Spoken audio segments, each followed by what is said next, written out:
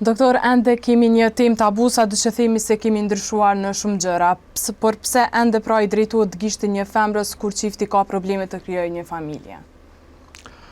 Po, përgjegjja është e thjeshtë. Femra pritet me pru njët një fëmijë, jo një moshkull, për atë edhe partneri i cili i pari ekzaminohet kur një qift përballet me infertilitet është femra. Mirë po, kohëve të fundit ky trend ka ndryshu. Në fakt, ekzaminimi po fillon ose trajtimi paralelisht në të dy partnerët, edhe të moshkullit dhe të femna. Për arsye që statistikat e fundit po flasin që moshkulli është praktikisht në përqindje më i shpesht si problem në mosarritje të shtatzanisë. O pse kemi hala ka vendet ndryshme, të themi fshatra të ndryshme, apo vendet në qytetet e tjera që ende thonë që gruaja e ka problemin, jo mashkulli. Ende kemi këtë mentalitet.